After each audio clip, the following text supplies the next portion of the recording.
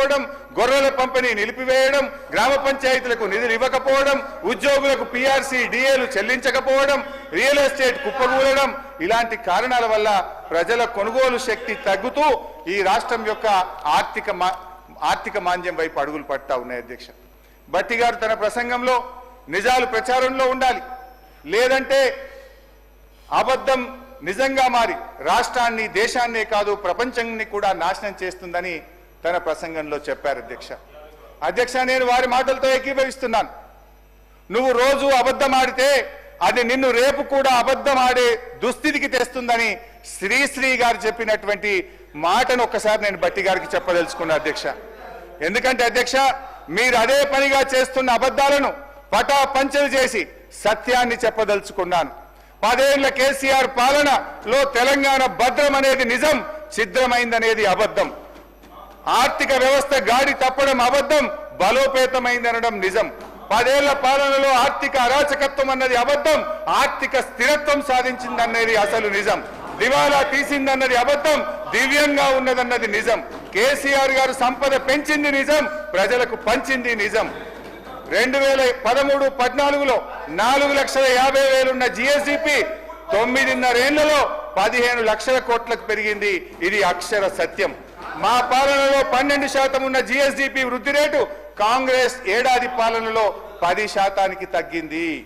1,24,000 కోట్లున్న తలసరి ఆదాయం 3,56,000 కోట్లకు పెరిగింది.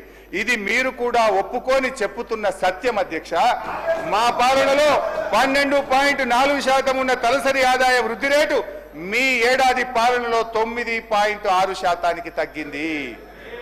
హరీష్ రావు గారు, మీరు మాట్లాడుతూ బుద్ధి మాధ్యం అని ఒక పదాన్ని యూజ్ చేశారు. ఆలోచన విధానంలో బుద్ధి మాధ్యం అనేది తప్ప సార్? ఇది సార్ సభ హుందాతనాన్ని సార్ ఒక్క మాట సార్ స్పీకర్ సార్, సభ హుందాతనాన్ని తక్కువ చేస్తారు. సార్ నేను ఒక్క మాట అంటే సార్, సీనియర్ మీరు ఏమనుకోకపోతే ఒక్క మాట అంటే సార్, దయించి వినండి.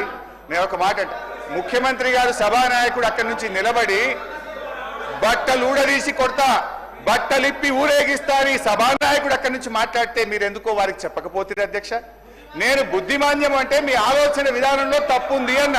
ఇది తప్పైతుందా అధ్యక్ష? అది వారి విజ్ఞతకు వదిలేస్తుంది.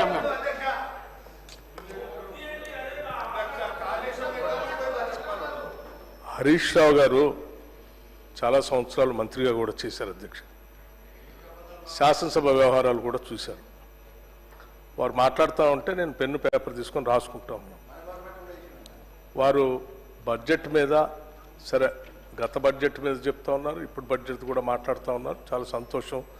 రెండింటి మీద మీరు అనలైజ్ చెప్తా ఉంటే మేము రాసుకొని సమాధానం చెప్పడానికి కూడా సిద్ధంగా ఉన్నాం. కానీ మీరు శ్రీధర్ బాబు గారు చెప్పినట్టు ఆ చెప్పే విషయం వదిలేసి పొలిటికల్గా స్లోగన్స్ చెప్పించడానికి ఎక్కువ ప్రయత్నం చేస్తున్నాను అనేది మీ ఉపన్యాసం ద్వారా అర్థమవుతా ఉంది. దాని పరిధి కూడా దాటి మీరు ముఖ్యమంత్రి గారు సభానాయకుల గురించి కూడా మాట్లాడుతుందా ఒక మాట అన్నారు, అజ్ఞానం వల్ల అంటే ఏంటి అధ్యక్ష? ముఖ్యమంత్రి గారికి జ్ఞానం లేదని, లేకపోతే మాకెవరికి జ్ఞానం లేదు? ఇది కరెక్టేనా? మీరు మాట్లాడే మాటలు సభానాయకుడిని పట్టుకొని, అట్లాగే సరే సభాపతి గారు సభా విలువల్ని పెంపొందించాలని మనం మాట్లాడే చర్చలు కూడా ఉందాగా పార్లమెంటేరియన్ లాంగ్వేజ్లో ఉండాలని వారు చాలా మంచిగా మీకు సలహా ఇస్తూ ఉన్నారు. మీకు బుద్ధిమాంద్యం ఉందని మా అందరి గురించి మాట్లాడుతూ ఉంటే అది కరెక్ట్ కాదని చెప్తా ఉన్నారు.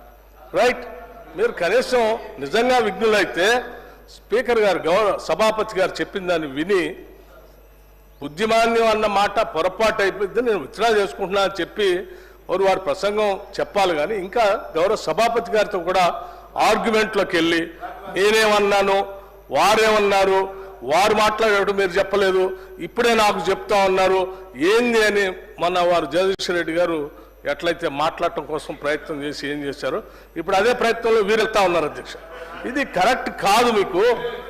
మీరు సభాపతి గారిని కూడా